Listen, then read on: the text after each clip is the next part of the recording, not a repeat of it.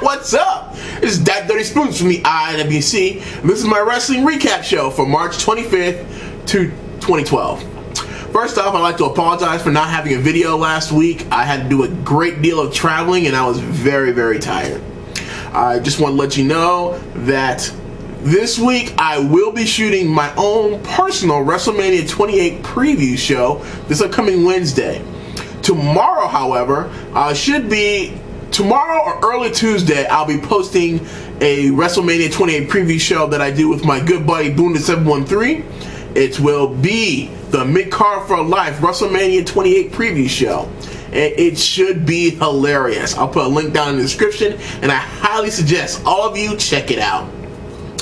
I'm much funnier in that show, I'll tell you that right now. First up, on Raw this week, was a very different Raw. The last few Raws have been dominated by Rock Cena hype. This one, they actually spread around the hype very evenly, and I was pleasantly surprised. CM Punk was able to respond to some of the things that Chris Jericho has been saying. If you haven't been keeping up with Raw, why are you not keeping up with Raw? It's WrestleMania season. This is the best stuff you're going to get all year. And if you haven't been keeping up, Chris Jericho has started a personal angle with their match at WrestleMania with CM Punk for the WWE Championship. He has introduced CM Punk's alcoholic father and drug addict sister. CM Punk has not really publicly stated, but if you've been following CM Punk's career, this is not a new angle.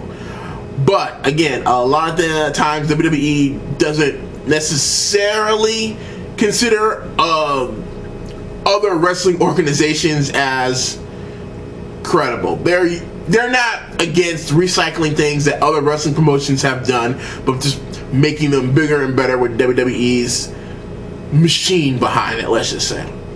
And so this is, to longtime CM Punk fans, this is not a huge shocker.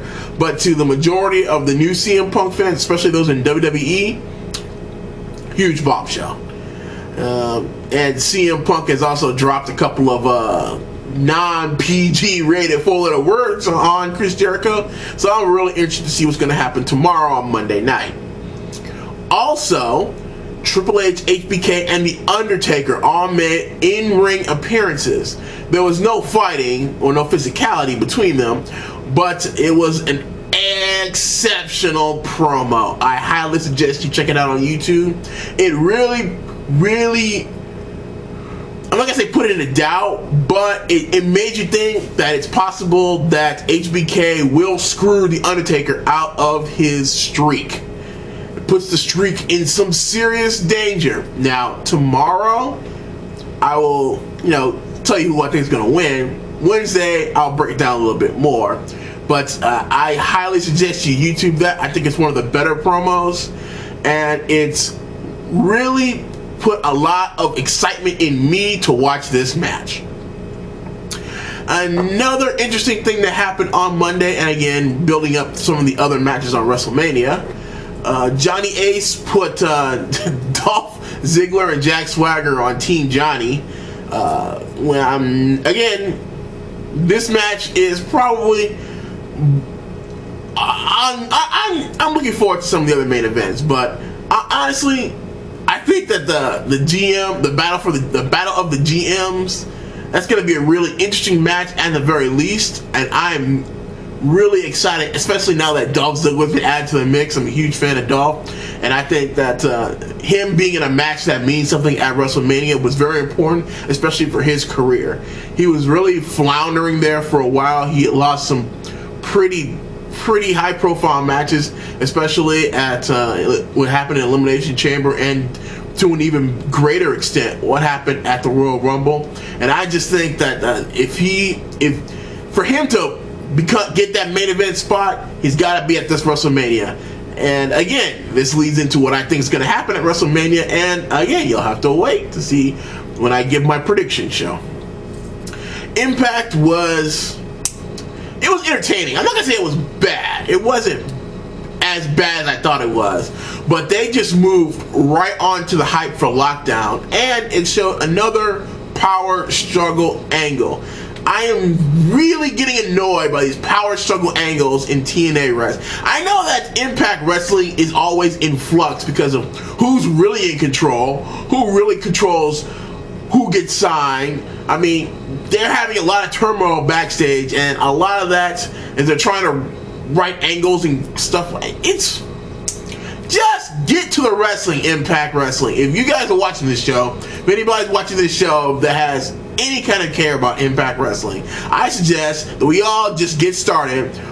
Online petition, letter writing campaign, Twitter. We know they follow Twitter. Whatever it takes. So look, guys, just get back to the wrestling. I really don't care who's in charge as long as they book matches that make sense and puts the X Division in at least every pay-per-view. I can't say you guys, I know you guys can't make it in every Impact, it's only the knockouts, which we actually got a knockouts tag team title match, which is entertaining because EY is always fun to watch. But I mean, just get back to the wrestling. I'm tired of wondering who's in charge of TNA wrestling. I do not care who the general manager is 99% of the time. I really know who's in charge of TNA wrestling, and that's Dixie Carter, Hulk Hogan, and oh God, what's that Dick's name? Oh yeah, Bischoff. They're the guys that are really writing stuff. Lagana and Brother Love, I love you. They might be the head of creative, but those three are really running the company. Where they're running the company is an entirely different conversation for another time. I'm just saying that. They moved on to the Lockdown build. They're building a pretty interesting pay-per-view card, and I'm looking forward to seeing what it's going to look like since they're taking Lockdown on the road to Nashville. Then finally, I just watched SmackDown on DVD-R. I love DVD-R. If you have DVD-R, I don't know how you can go back to regular cable. DVD-R is awesome. Anyways, just watched SmackDown, and again, I was pleasantly surprised by SmackDown. SmackDown is the B show, and if you have any question about that, just look at the Raw, what happened on Raw and what happened on SmackDown. Again, SmackDown was very entertaining. I enjoyed it. We saw Brodus Clay. He's had a little squash match, but this squash match was more than 30 seconds long, so that was always entertaining. We saw Zack Ryder and Eve have a little confrontation. I've got to say, that is an interesting relationship dynamic at the very least. I'm really loving this new aspect of Eve's character. What can I say? Gold Digger's attractive. Zack Ryder and the Great Khali were put on Team Teddy, bringing both John Laurinaitis and Johnny Ace and Teddy. But yeah, they both have 5 on their team right now. So next week they'll probably be announcing their 6th members. I suspect that John Laurinaitis will have his 6th member be Alberto Del Rio. Although some people think it might be Lord Tensai, which is possible. I mean, there'd be no reason for them to premiere, shoot that video and show it before WrestleMania if Lord Tensai was not going to be a part of WrestleMania. That being said, I think that Alberto Del Rio is probably a lock for that 6th spot on Team Laurinaitis. On Team Teddy Long, the 6th spot's going to be a little harder.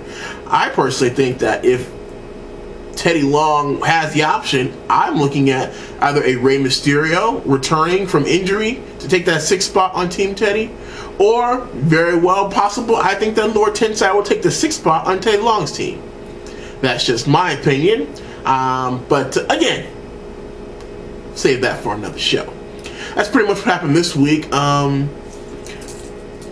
Kane and Orton, they finally got their little a match background. I mean, that's one of, I'm not gonna say it's the worst built WrestleMania match, but it's definitely the lowest. Well, not lowest. It's got a lot less hype than I think that it should. But again, that's just me. Anyway, like I said, next weekend in 7 days, WrestleMania 28 from Miami, Florida. I will be shooting the preview show for that this week, and yeah, that pretty much covers everything that I'm going to talk about this week. This has been That Dirty Spoons from the IWC. If you like what I do, Rate, comment, and subscribe. Links in the description to my other show, Mid-Card for Life, that I shoot with my good friend, Boona713. And thank you very much for watching. This is That Dirty Spoons, signing off.